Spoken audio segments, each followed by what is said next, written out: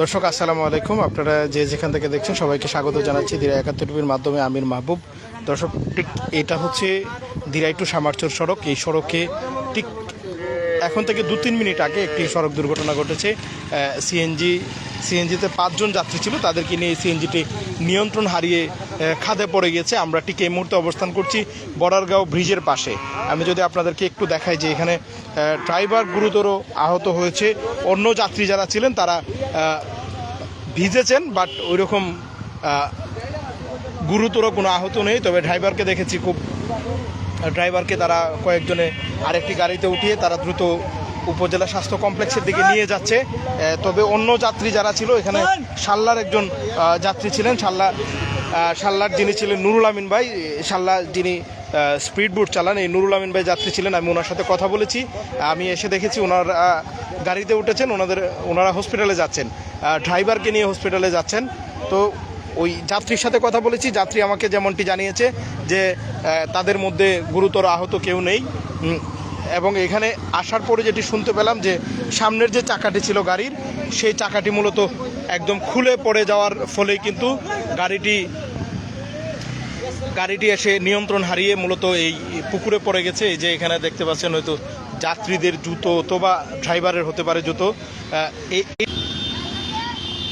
এই চাকাটি মূলত সামনের চাকা, এই চাকাটি খুলে যাওয়ার কারণেই এখানে আসার পরে যেমনটি কয়েকজন জানিয়েছিলেন যে এটি খুলে যাওয়ার কারণে কিন্তু এই দুর্ঘটনাটি ঘটেছে। এবং ড্রাইভারকে আহত দেখেছি, ড্রাইভারকে তারা আরেকটি সিএনজি করে তারা নিয়ে গেছে। তবে যাত্রী যারা ছিল, এখানে একজন মহিলা ছিল, মহিলার কোলে আমি একটি শিশুও দেখেছি। তারা দ্রুত কিন্তু আরেকটা গাড়িতে উঠে উপজেলা স্বাস্থ্য কমপ্লেক্সের দিকে গিয়েছে। গুরুতর আহত বলে এরকম এখন পর্যন্ত। আপনি কি যাত্রী ছিলেন? তো এখানে আমরা একটু আসার পরে যে যাত্রীদের পেয়েছি, একজন শিশু ছিল, এখানে হচ্ছে ওই মহিলার কোলে একটি শিশুও ছিল। ওখানে গুরুতর আহত কাউকে ওইভাবে দেখা যায়নি।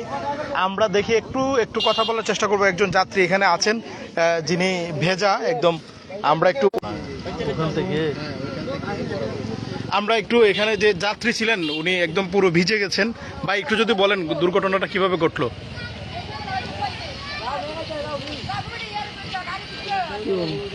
ঘটনাটা কিভাবে ঘটছে? আপনি তো ছিলেন গাড়িতে। রাজানগরের বাজার দিকে চাকা আমি শুনছি, দেখা যায় সামনে চাকা। ওই যে আমার কইছে ড্রাইভারের লাইনে দেখছে একবার যে চাকা কী হয়েছে। ওই যে দেখে যে বেরিংও মনে সমস্যা হয়েছে, ড্রাইভারে চলতে মাঝে খুঁজে পাই দেখেন তো চাকাটা তাওড়ায়নি। আমি দেখছি না, চাকা তাওড়ায় না, ওই যে ধোয়া দেয়, এমন না ধোয়া দেয় এমনিতে বেরিং গেছে মনে হয়, এবার লাফা। আমি বলছি ভাই সমস্যা বলছে, আমরা লামাই দেন। ড্রাইভারে বলছে না সমস্যা হইতো না, যাওয়া যাবো। তারপর এখানে একটা অ্যাক্সিডেন্ট হয়েছে, চাকা খুঁয়ে গেছে। চাকা রাস্তাতেই খুলে গেছে? রাস্তা থেকে তুই আবার চলছি না। আপনারা যাত্রী কে কে ছিলেন? মহিলা ছিল? মহিলা ছিল, একজন মহিলা, আর আমরা 3 জন পুরুষ, আর 2 জন পুরুষ আছে। বাচ্চা ছিল? একজন বাচ্চা মনে হয় বছরখানে করবো, আর একজন স্কুলে শিখে। বড় ধরনের কোনো ক্ষয়ক্ষতি তো ওইরকম নাই? অ্যাক্সিডেন্ট হয়েছে, সবই দুঃখ হয়েছে কম বেশি সবাই দুঃখ পাইছে। মেজর কারো এরকম কিছু দেখছেন? ড্রাইভারের অবস্থাটা কেমন দেখছেন? ড্রাইভারের অবস্থা ভালো। হ্যাঁ, তবে ব্যথা পাইছে সবাই কম বেশি। আপনি কোথায় যাচ্ছিলেন? আমি ঘুরে আমাদের হাটে যেতেছিলাম। আচ্ছা আচ্ছা আচ্ছা আচ্ছা।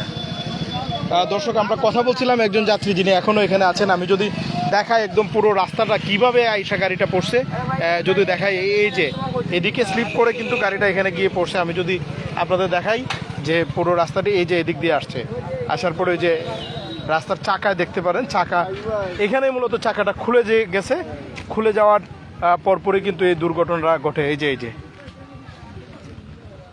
যে এখান থেকে মূলত দুর্ঘটনার সূত্রপাত।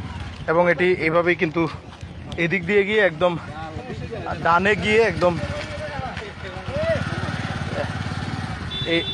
এই অবস্থায় গিয়ে পড়েছে। এবং এখানে এখন পর্যন্ত আমরা আসার পরে যেটি দেখেছি, গুরুতর কেউ নাই। সামনের চাকাটি খুলে এই দুর্ঘটনাটা ঘটেছে। দর্শক, এই ছিল সর্বশেষ অবস্থা। সবাই ভালো থাকুন, সুস্থ থাকুন, নিরাপদে থাকুন। আসসালামু আলাইকুম।